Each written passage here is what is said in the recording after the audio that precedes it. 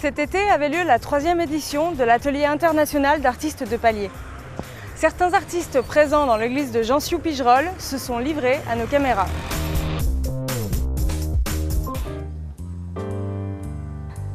Cet été, l'église de Jean-Sioux-Pigerolles s'est transformée en musée le temps d'une exposition. C'est la 3e édition de l'Atelier international d'artistes de palier, mais l'idée a mûri depuis 5 ans, depuis 2007. Parce qu'on est un petit groupe d'anciens artistes parisiens en fait, et on s'est retrouvés ici en Creuse. On a décidé de prolonger une rencontre qui avait déjà eu lieu en Pologne, entre Français et Polonais. Et puis comme Richard habite le plateau, il souhaitait qu'on fasse la même chose ici. Après Les artistes font de la résistance sur le plateau, cette 3e édition s'appelle Résistance. Au cours des discussions qu'on a eues de manière impromptue entre artistes, on s'est dit pourquoi pas donner un titre, ce titre qui se prête bien, parce que les artistes sont avant tout des gens qui résistent aux supercheries actuelles et qui refusent la médiocrité, qui vont en profondeur dans leur travail. Et on est ici sur un territoire de résistance. Moi-même, je viens d'une région, le bassin minier du Nord, où la résistance a compté. Voilà, je crois que le mot est venu tout naturellement. Entre le 17 juillet et le 15 août, se sont donc succédés rencontres, ateliers et expositions d'artistes français et étrangers.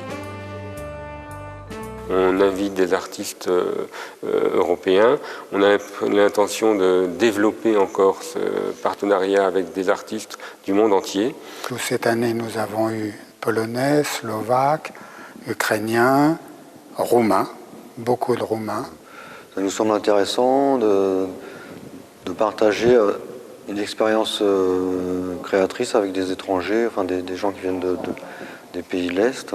Une grande chose qu'on a pu repérer, la plupart des Slaves ou des pays slaves sont imprégnés par la religion, ce qui nous échappe relativement quand même. Ce qui me frappe chez eux, c'est surtout leur métier. Ils ont un métier beaucoup plus précis que le nôtre en fait.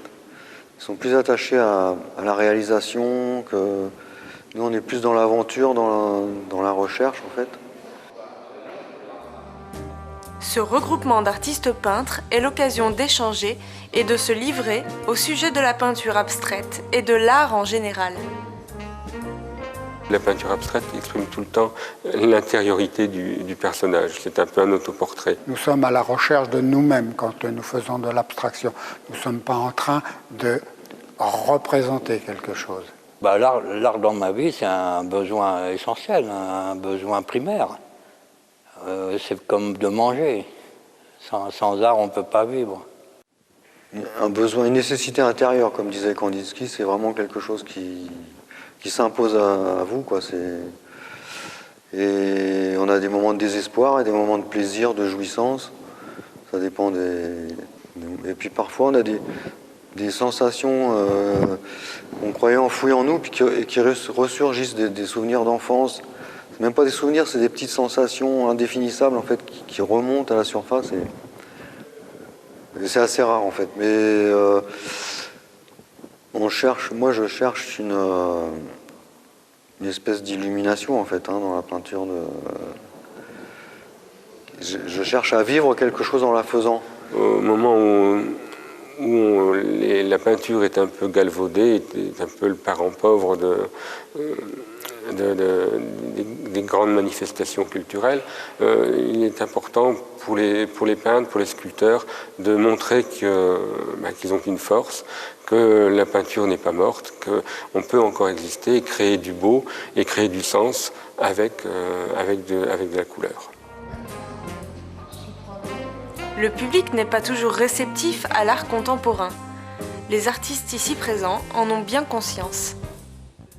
Il faut pratiquer soi-même pour vraiment se rendre compte de l'engagement que c'est, quoi. Sinon, on peut pas vraiment s'en rendre compte.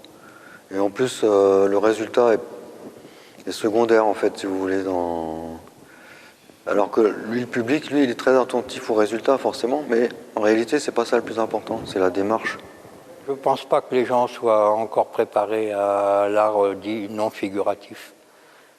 Ils ne sentent pas les rapports, alors qui pour nous paraissent essentiels, d'une grande simplicité, et pourtant les gens ne le comprennent pas. Donc il y a tout un travail d'approche qui n'est pas fait en France, surtout dans ce domaine des arts plastiques.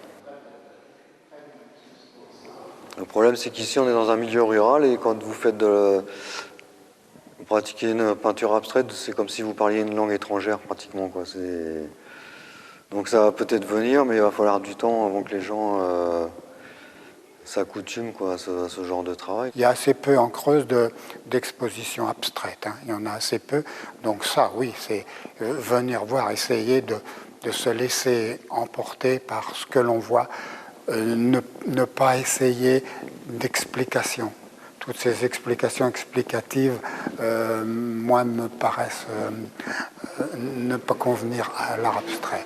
La sensation, les émotions reçues. Je crois que les artistes n'ont pas besoin d'expliquer. Il est difficile d'expliquer déjà son travail, mais on peut comprendre le travail des autres plus facilement parce qu'on sait les affres auxquelles on est confronté devant la toile blanche comme devant la page blanche. Véritablement, on a tout le temps un regard bienveillant par rapport au travail des autres. Il n'est pas nécessaire de connaître pour avoir un choc. Dans le choc amoureux, on ne connaît pas l'autre. Et pourtant, ce choc se passe. En peinture, en musique, on a des chocs semblables. On peut ignorer tout de la musique et comment on compose une symphonie, et pourtant on reçoit un choc. Donc toutes ces explications, pour moi, elles sont futiles. Elles ne sont pas nécessaires. Je crois que les gens cherchent trop d'explications parce que dans notre éducation, il y a toujours des réponses aux questions. Or, en peinture, en poésie, il n'y a pas de réponse. Ce n'est pas des réponses, ce sont des questions, tout simplement.